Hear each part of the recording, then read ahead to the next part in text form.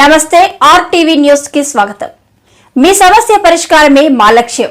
మీ సమస్యలను వాట్సాప్ చేయండి చాలు. 9492726238. మా వార్తలు మీకు నచ్చినట్లయితే లైక్ చేయండి, షేర్ చేయండి, సబ్స్క్రైబ్ చేయడం మాత్రం మర్చిపోకండి. గిరిజన ప్రాంతంలో విద్యార్థుల మరణాలను అరికట్టాలి. ప్రధానోపాధ్యాయుడు వార్డెన్లను సస్పెండ్ చేయాలి. ఎస్ఎఫ్ఐ అల్లూరి జిల్లా కార్యదర్శి కార్తిక్ శ్రీను డిమాండ్.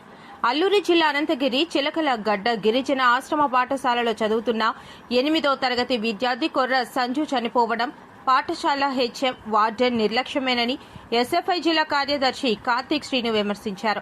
ఈ సందర్భంగా కార్తిక్ శ్రీను మాట్లాడుతూ చనిపోయిన విద్యార్థికి ప్రభుత్వం 30 లక్షలు ఎక్స్గ్రేషియా ప్రకటించి మృతుడి కుటుంబానికి ప్రభుత్వం ఉద్యోగం ఇవ్వాలని డిమాండ్ చేశారు. గిరిజన ఆశ్రమ పాఠశాలలో హెల్త్ అసిస్టెంట్లు, ఏఎన్ఎంలు లేకపోవడంతోనే ఇటువంటి మరణాలు సంభవిస్తున్నాయని అన్నారు. ఏజెన్సీ 11 మండలాల్లో ఆశ్రమ పాఠశాల విద్యార్థులను కాపాడవలసిన ప్రభుత్వ యంత్రాంగం నిర్లక్ష్యంగా వ్యవహరిస్తుందని దుయ్యబట్టారు. వీటన్నింటికీ ప్రధాన కారణం ఆశ్రమ పాఠశాలలో నాణ్యమైన పౌష్టిక ఆహారం అందించకపోవడమే అన్నారు. ఈ కార్యక్రమంలో ఎస్ఎఫ్ఐ జిల్లా సహాయ కార్యదర్శి చెన్నారావు, పౌలు, చందు తదితరులు పాల్గొన్నారు. నా పేరు కార్తిక్ శ్రీను, అల్లూరి సీతారామరాజు జిల్లా ఎస్ఎఫ్ఐ ప్రధాన కార్యదర్శి. అనంతగిరి మండలం చిలకలగడ్డ గిరిజన ఆశ్రమ పాఠశాలలో 8వ తరగతి చదువుతున్నటువంటి విద్యార్థి కొర్ర సంజు చనిపోవడం చాలా బాధాకరమైనటువంటి విషయం. చనిపోయినటువంటి మృతుని కుటుంబానికి వెంటనే ఎక్స్గ్రేషియా 30 లక్షలు ప్రభుత్వం చెల్లించాలి.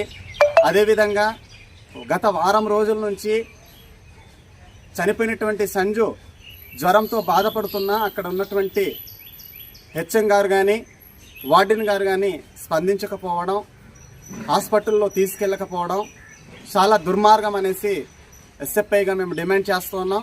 హెచ్ఎంని వార్డెన్ని తక్షణమే సస్పెండ్ చేయాలి. గిరిజన ప్రాంతంలో రోజుకి విద్యార్థులు చనిపోతూ ఉన్నారంటే సరైనటువంటి పౌష్టికాహారం లేక వాళ్ళకు కావాల్సినటువంటి మౌలిక సదుపాయాలను కూడా కనీసం ఈ రాష్ట్ర కేంద్ర ప్రభుత్వాలు అమలు చేయకపోవడం చాలా దుర్మార్గం అనేసి ఈ సందర్భంగా మేము తెలియజేస్తా ఉన్నాం. గిరిజన ఆశ్రమ పాఠశాలల్లో వెంటనే హెల్త్ అసిస్టెంట్లను నియమించాలి. హెల్త్ అసిస్టెంట్లను నియమించే వరకు మేము ఖచ్చితంగా పోరాటాన్ని కొనసాగిస్తామని ఈ సందర్భంగా మేము తెలియజేస్తా ఉన్నాం.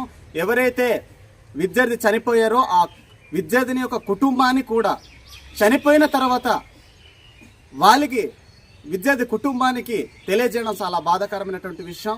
హాస్పిటల్లో తీసుకెళ్తున్నాం, హాస్పిటల్లో జాయిన్ చేసామనేటువంటి మాటను కూడా చెప్పకపోవడం స్కూల్ సిబ్బంది సిగ్గుపడాలనేసి ఈ సందర్భంగా మేము తెలియజేస్తూ ఉన్నాం.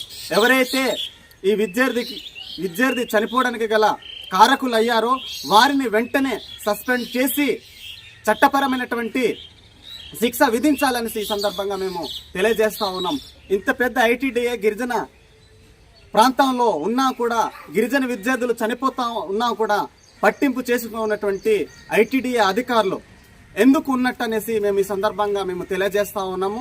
గిరిజన ప్రాంతంలో 11 మండలాల్లో అనేక గిరిజన ఆశ్రమ పాఠశాలల్లో హెల్త్ అసిస్టెంట్లు లేరు. సరైనటువంటి వాళ్ళకి ఆహారం వండి పెట్టడానికి సరైనటువంటి వర్కర్స్ లేరు.